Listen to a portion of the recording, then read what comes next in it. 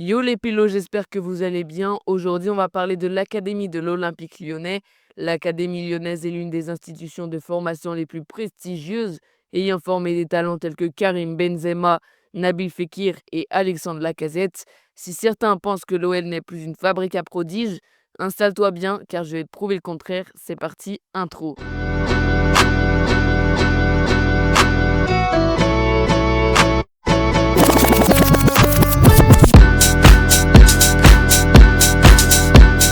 Pour commencer la vidéo, je suis obligé de parler de certains joueurs qui ont un très gros potentiel, mais qui ne sont pas dans le top 10.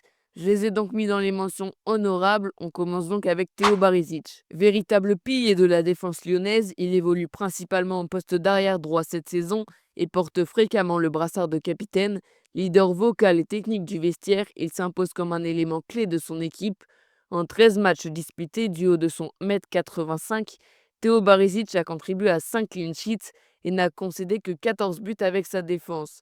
Une performance à laquelle il n'est pas étranger. S'il ne figure pas dans mon top, c'est parce qu'il a 20 ans et il n'a jamais encore été convoqué avec le groupe professionnel. Il a toutefois l'avenir devant lui pour percer. Pour moi, il se classe à la 11e place et je lui ai mis la note de 15 sur 20. Petite précision, les notes des joueurs ne dépendent pas directement de leur place dans le classement. Par exemple, le numéro 1 peut avoir une note inférieure au numéro 5, car j'évalue plusieurs critères: le niveau actuel, l'expérience, la maturité et le potentiel.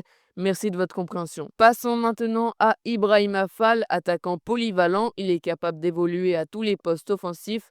Pourtant, cette saison, il n'a eu le droit qu'à 3 petites entrées en jeu et il a mis un but hier.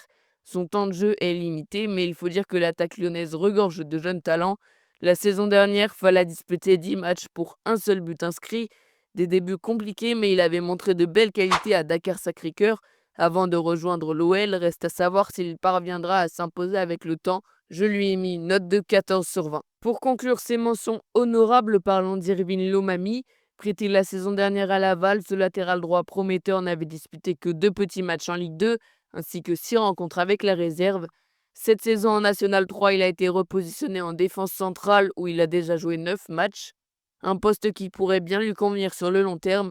Ambidextre et doté d'un vrai potentiel, Lomami a encore de belles années devant lui. Après tout, il n'a que 21 ans et je lui ai mis la note de 14,5 sur 20. Avant de passer à la 10e place, je rajoute Pierre-Antoine Dorival, un joueur que je ne connais pas encore très bien, arrivé en juillet 2024 en provenance du Dakar Sacré-Cœur. Cette saison, il a débuté avec les U19, disputant 5 matchs avant d'être rapidement repéré par Gueïda Fofana, qu'il a intégré avec la réserve. Depuis, il a joué 8 matchs sur 8 possibles et a montré de très belles choses. Son ascension ne s'arrête pas là puisqu'il a été convoqué par Paulo Fonseca pour un premier entraînement avec les pros. Certains le surnomment même le nouveau Kamavinga en raison de son poste de milieu de terrain et son physique similaire. Reste à savoir si ce surnom sera à la hauteur de son talent et je lui ai mis la note de 15 sur 20. Passons aux choses sérieuses avec la 10e place occupée par un gardien prometteur, Matteo Pereira.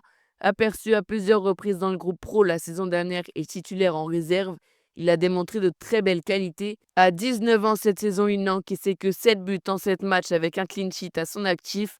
Depuis son arrivée à l'OL, il a disputé 30 matchs, concédé 36 buts et réalisé 9 clean sheets. Comparé à Lassine Diarra, Pereira a joué 19 matchs de plus, 41 contre 22, et encaissé 47 buts contre 28 pour son concurrent. Il bénéficie également d'une progression plus précoce, même si Diarra reste un excellent gardien. Avec son potentiel, Pereira pourrait avoir une belle carrière à l'OL ou ailleurs. Un prêt pourrait d'ailleurs être une bonne option pour lui permettre d'acquérir du temps de jeu et de l'expérience, et je lui ai mis la note de 15 sur 20. À la 9e place, on retrouve un joueur que j'apprécie particulièrement, Adil Hamdani. À seulement 16 ans, ce jeune talent pourrait bien être promis à une grande carrière. Il l'a d'ailleurs prouvé en Coupe Gambardella en inscrivant un doublé face à Alès, alors qu'il n'avait même pas été titulaire au coup d'envoi. Hamdani possède un énorme potentiel et affiche déjà des statistiques intéressantes. En 4 matchs avec la réserve, il a marqué 2 buts sans compter ses performances en U17. Avec cette catégorie, il a disputé 15 matchs cette saison, inscrivant 3 buts et délivrant 4 passes décisives. Petite précision encore, je tourne cette vidéo le 9 février, donc ces statistiques auront peut-être évolué d'ici la sortie du montage. À noter également qu'Adil Hamdani a déjà connu ses premières sélections internationales en équipe de France Il a un très bel avenir devant lui et il sera passionnant de suivre son évolution. Je lui ai mis la note de 17 sur 20. À la 8e place, on retrouve un défenseur central prometteur, Kylian Yaya. Avec 16 matchs disputés cette saison entre les U19 et la réserve, il s'impose comme l'un des jeunes talents les plus intéressants à suivre en National 3. Droitier de 18 ans, il peut aussi bien évoluer en défense centrale que sur un côté. En N3, il a contribué à 3 clean sheets et joue un rôle clé dans la belle 3e place actuelle de la réserve. Injouable en U19, il est régulièrement appelé par Gueïda Fofana pour évoluer à l'échelon supérieur. Si on le compare à Théo Barisic dont j'ai parlé précédemment, Yaya, malgré ses 2 ans de moins, affiche des statistiques pratiquement équivalentes. Il a même été légèrement plus précoce que son coéquipier. Avec sa polyvalence et son potentiel, Kylian Yaya sera sans aucun doute un joueur à suivre de près dans les mois à venir et je lui ai mis la note de 16 sur 20. À la 7e place, on retrouve un joueur sans doute oublié par de nombreux Lyonnais, Yanis Laga. Capitaine en finale de la Coupe Gambardella, il avait signé son premier contrat professionnel dans la foulée. Aujourd'hui âgé de 20 ans, il évolue sous les ordres de Gueïda Fofana en National 3. Pourtant, il n'a disputé que 6 matchs sur 15 possibles pour un seul but inscrit. Il a manqué de nombreuses rencontres cette saison pour une raison qui reste floue. Peut-être une rechute après sa blessure de l'an dernier. Malgré ce temps de jeu limité, Laga a montré de belles choses lorsqu'il était sur le terrain et semble enfin enchaîner les matchs. Doté d'un excellent bagage technique et d'un vrai leadership vocal, il avait prouvé ses qualités exceptionnelles en menant son équipe en Gambardella avec le brassard de capitaine. Reste à voir s'il parviendra à trouver un rythme plus régulier pour relancer sa progression. Je lui ai mis la note de 14,5 sur 20. En 6e position, on retrouve un ailier très prometteur de l'OL, Erwan Garnier. Récemment convié à s'entraîner avec le groupe professionnel sous les ordres de Paulo Fonseca, il confirme son ascension. Cette saison, il a disputé 12 matchs inscrivant un but et délivrant une passe décisive toutes compétitions confondues. Joueur polyvalent capable d'évoluer aussi bien qu'ailier droit qu'en latéral, il pourrait rapidement devenir une option intéressante pour renforcer le groupe pro dans les semaines à venir. Au-delà de l'OL, Erwan Garnier est également considéré comme un prodige dans son pays, où il jouit d'une excellente réputation. Il a d'ailleurs participé aux éliminatoires des Jeux Olympiques, délivrant une passe décisive.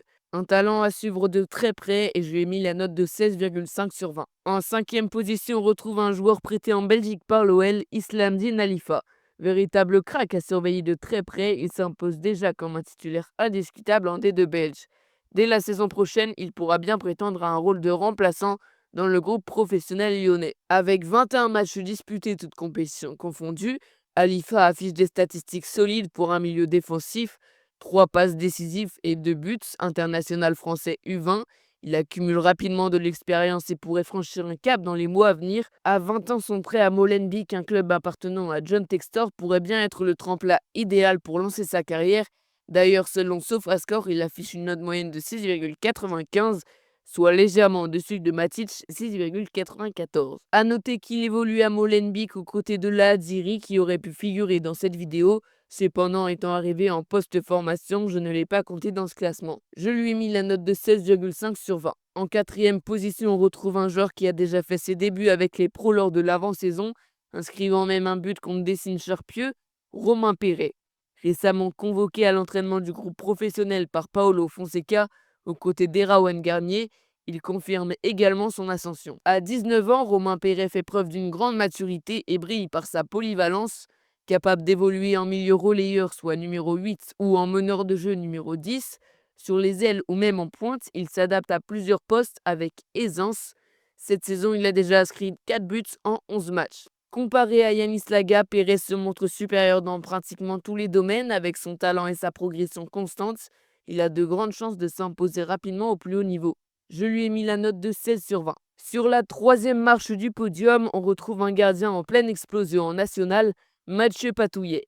Titulaire indiscutable à Sochaux à seulement 20 ans, il a disputé 100% des matchs de son équipe, soit 17 rencontres, encaissant seulement 13 buts et réalisant 7 clean sheets en championnat. En Coupe de France, il a joué 4 matchs sur 6, encaissant seulement 3 buts et en ajoutant 2 clean sheets à son compteur. Il a enchaîné les performances XXL notamment contre Clermont, où il a réalisé 6 arrêts décisifs, menant son équipe au tir au but et stoppant même une tentative adverse pour offrir la victoire aux siens. Sa note moyenne de 7,36 sur SofaScore est tout simplement énorme. En comparaison avec Lucas Perry, l'actuel numéro 1 de l'OL, il a encaissé 26 buts pour 13 pour Patouillet, bien que les deux gardiens comptent 7 clean sheets chacun. S'il continue sur cette lancée, Mathieu Patouillet pourrait sérieusement prétendre à une place de numéro 2 à l'OL dès la saison prochaine, avec un rôle de titulaire en Coupe de France. Je lui ai mis la belle note de 17,5 sur 20. En seconde position, on retrouve une recrue estivale prometteuse, Alejandro Gómez Rodríguez. Arrivé à l'OL cet été en provenance de Southampton, ce jeune talent de 16 ans brille déjà sous les couleurs lyonnaises. Actuellement en post-formation, Gómez Rodríguez enchaîne les performances de haut niveau, notamment en Coupe Gambardella où il s'est offert un triplé face à Alès. En plus de ça, il a des statistiques impressionnantes, 11 buts et 3 passes décisives en 15 matchs toutes compétitions confondues, 4 buts en seulement 3 matchs de Coupe Gambardella. Sa polyvalence est un atout majeur, il peut évoluer en pointe, en ailier ou en meneur de jeu.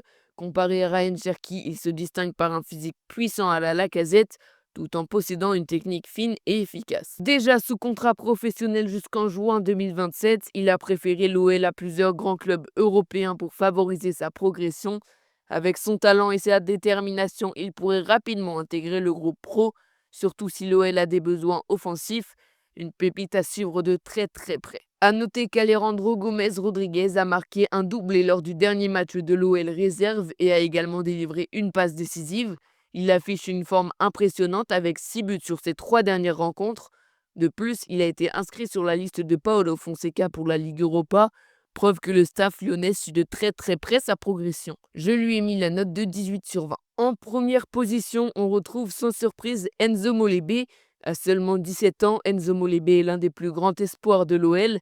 Il a signé son premier contrat professionnel à 16 ans et quelques semaines plus tard, il inscrivait déjà ses premiers buts sous les couleurs lyonnaises, s'offrant un doublé face à Dessine Charpieu en un temps record. C'est un talent précoce déjà intégré au groupe pro. Il s'entraîne quotidiennement avec les professionnels et a déjà été convoqué pour de nombreux matchs. Il a disputé ses premières minutes en Europa League contre Qarabag et en Coupe de France face à Feyenoord. Des statistiques intéressantes malgré son jeune âge. 9 matchs hors du groupe pro cette saison pour un but en un seul match, en U19. 6 matchs en réserve, 1 but, 2 passes décisives et 2 matchs en Coupe Gambardella pour 2 buts. Doté d'une excellente finition, d'une grande vitesse et d'une qualité de passe impressionnante, il est efficace dans tous les domaines.